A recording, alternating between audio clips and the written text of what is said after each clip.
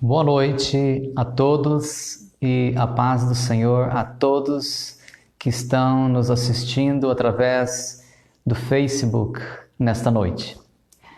Nós vamos orar e logo em seguida continuaremos então com o nosso culto de quinta-feira, o qual temos sempre, quando não lá na igreja, aqui agora pelo Facebook. Então vamos orar. Senhor, queremos te louvar, te adorar e te agradecer por esta noite. Queremos te bendizer, Senhor, porque temos acesso ao Senhor a qualquer momento que nós fecharmos nossos olhos para orar, Senhor. A qualquer momento, Senhor, que conectarmos os nossos corações contigo. Por isso, Senhor, queremos te louvar, te exaltar. Queremos nesta noite meditar sobre a tua palavra. Queremos te bendizer, Senhor. Tu és o nosso Deus. Tu és nosso refúgio, a nossa fortaleza, socorro bem presente na hora da angústia, Senhor. Muito obrigado, Senhor. Obrigado, Senhor, porque podemos alcançar tantas vidas nesta noite através das mídias sociais, Senhor. Não podemos nos reunir no templo, Senhor, mas podemos nos conectar através das mídias e assim, Senhor, ter a nossa fé edificada, o nosso coração fortalecido, Senhor, a nossa alma alimentada com a Tua Palavra nesta noite, ó Deus, em nome de Jesus. Amém e amém. Queridos, mais uma vez, boa noite. Quem sabe você se conectou agora. Eu sou o pastor Gilson da Igreja Batista Memorial de Interlagos, em São Paulo. E já antecipadamente quero enviar uma saudação a todas as pessoas que estão nos ouvindo, especialmente lá nos Estados Unidos, onde temos muitos amigos, e em vários outros estados do Brasil também, aos meus familiares lá em Santa Catarina. Vai o nosso abraço. E a toda a nossa irmandade da Igreja Batista Memorial de Interlagos. Que o Senhor abençoe nesta noite ao ouvir a palavra de Deus. Como vocês sabem, o nosso culto não é muito longo na quinta-feira. É uma palavra de encorajamento, de alento, para que nós sejamos firmes na hora dessa luta, na hora dessa provação. Eu gostaria de dar um título à nossa reflexão desta noite, que é Crescendo em Tempos de Dificuldades. E eu gostaria de ler com os irmãos no livro de Êxodo, que é o segundo livro da Bíblia, já no capítulo 1, versos 6 até o verso 12. Diz a palavra de Deus: Com o tempo, José e seus irmãos morreram, e toda aquela geração chegou ao fim. Mas seus descendentes, os israelitas, tiveram muitos filhos e netos. Multiplicaram-se tanto que se fortaleceram e encheram a terra. Por fim, subiu ao poder no Egito um novo rei que não sabia coisa alguma sobre José. O rei disse ao seu povo: Vejam, agora o povo de Israel é mais numeroso e mais forte do que nós. Precisamos tramar um plano para evitar que se tornem ainda mais numerosos. Se não o fizermos e houver guerra, eles se unirão a nossos inimigos, lutarão contra nós e depois fugirão dessa terra. Assim, os egípcios nomearam capatazes para dirigir o trabalho do povo. Sob opressão, os israelitas construíram Pitom e Ramessés, duas cidades que serviam de centros de armazenamento para o faraó. Porém, quanto mais eram oprimidos, mais os israelitas se multiplicavam e se espalhavam, e mais preocupados os egípcios ficavam. Que Deus abençoe a explanação da sua palavra.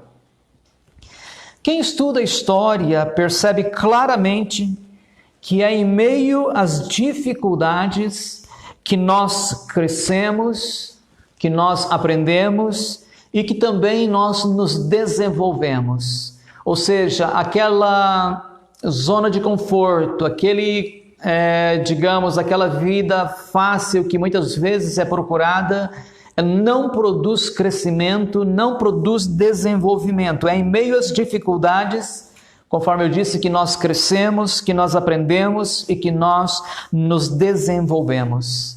Antigamente, quando um construtor estava fabricando um navio e ele precisava de um mastro, ele ia então para uma montanha e lá ele procurava uma árvore que tivesse sozinha no topo da montanha, que tivesse enfrentado bastante tempestades, bastantes vendavais. Por quê? Porque assim as suas fibras estariam enrijecidas e fortes para se formar o mastro de um navio que iria atravessar os oceanos e enfrentar muitas dificuldades. Então, amados, são as dificuldades, são os problemas, são os vendavais que nos tornam mais fortes, que nos tornam mais resistentes, que nos fazem estar mais preparados ou melhores preparados para as tempestades dessa vida. Nós não queremos minimizar o peso das dificuldades, mas são elas que nos dão a força, que nos dão a resistência, que nos dão a sabedoria que nós precisamos para levar a vida adiante.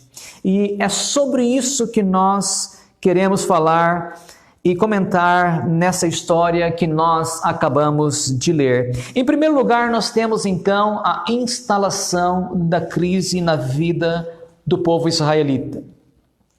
Todos conhecem a história de José do Egito, já leram na Bíblia, já assistiram vários filmes e os filmes geralmente são filmes bonitos porque a história é bastante empolgante. Todos sabem também que José foi uma pessoa usada por Deus para que livrasse aquela geração de uma crise, não de 3, de 4 semanas, ou de 1 mês ou 2, mas uma fome de 7 anos que reinaria sobre a terra naquele momento. Nós sabemos então que José foi uma pessoa bastante usada por Deus nesta época. Entretanto, os anos passaram, José envelheceu e morreu, o cenário político mudou, subiu ao trono outro faraó que não conhecia José nem as suas benfeitorias, e a crise então estava instalada. Como muitos soberanos, o faraó teve a seguinte e maldosa ideia. Ele disse: vejam, agora o povo de Israel é mais numeroso e mais forte do que nós. Precisamos tramar um plano e evitar que se tornem ainda mais numerosos.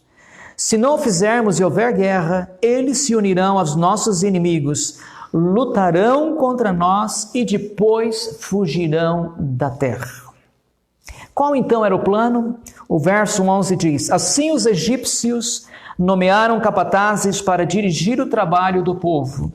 Sob opressão, os israelitas construíram Pitom e Ramessés, 2 cidades que serviam de centros de armazenamento para o faraó. Em outras palavras, nada podia ficar pior. Eles agora eram escravos, tinham de trabalhar forçado, tinham capatazes para cobrar a produção, para estar sobre eles dizendo mais produção, mais rápido, mais resultado. E também estavam enriquecendo o faraó.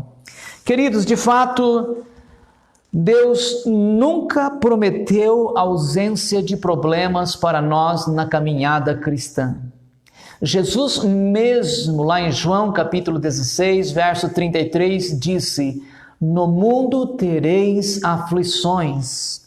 Como diz o reverendo Augusto Nicodemos, Deus não prometeu uma viagem tranquila, mas prometeu uma chegada certa, e esse é o nosso conforto. Agora então, será que o povo de Israel iria sucumbir diante dessa crise que eles estavam enfrentando?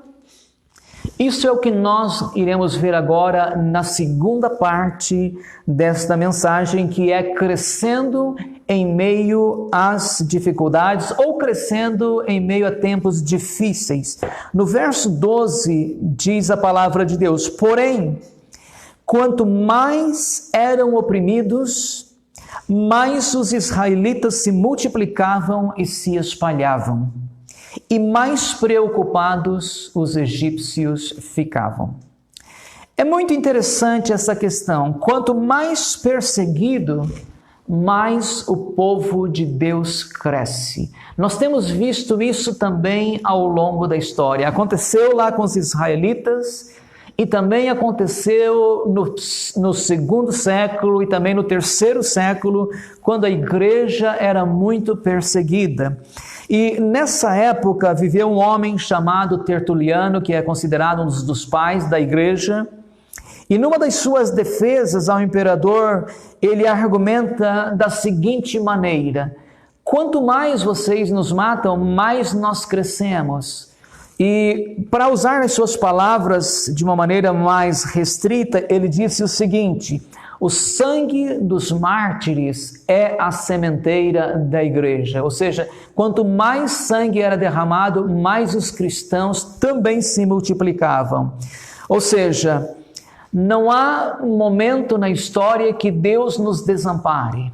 Não importa quão difícil seja a luta, se é sob opressão, se é sob escravidão, se é sob martírio, a igreja do Senhor continua sempre firme. O povo de Deus nunca retrocede, nunca desanima, nunca afrouxa as mãos, nunca torna atrás. Por quê? Porque nós temos promessas de Deus sobre as nossas vidas. Jesus disse que Ele enviaria o Consolador, o Espírito Santo, para estar sempre conosco, assim como Ele tinha estado com os discípulos.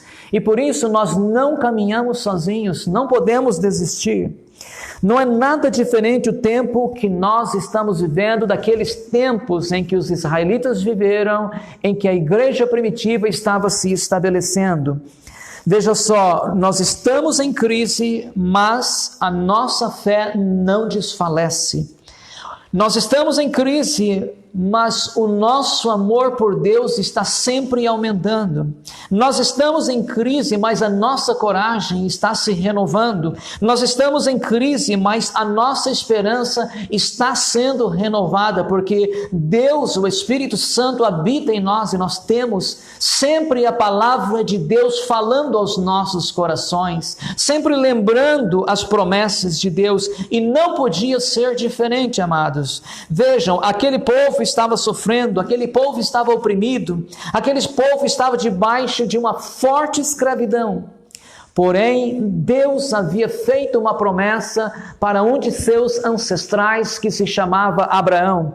Lá em Gênesis capítulo 15, versos 13 e 14, diz a Bíblia Sagrada: então o Senhor disse a Abraão: esteja certo de que seus descendentes serão forasteiros em terra alheia, onde sofrerão opressão como escravos por 400 anos. É a história que estamos estudando.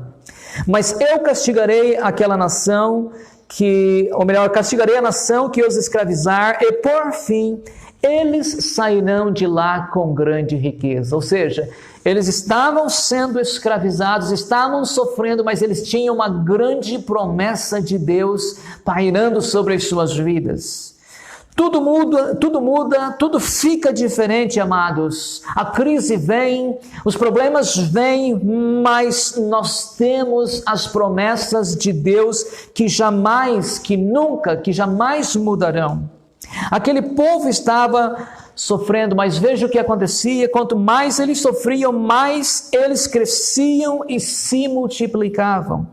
Amados, como eles, ou melhor, assim como eles, nós temos também para nós muitas promessas, e nós não podemos deixar de falar dessas promessas no momento de crises, porque só ter a força, só ter a resiliência, só ter a coragem, mas não ter a certeza de que Deus está atuando, de que Deus está agindo, de que Deus irá fazer grandes coisas ao longo e através dessa crise, pouco adiantaria. Então, nós vamos estar fortalecidos, nós vamos continuar crendo, renovando a nossa esperança, mas, acima de tudo, nós vamos crer nas promessas de Deus. E há muitas promessas de Deus na Bíblia Sagrada.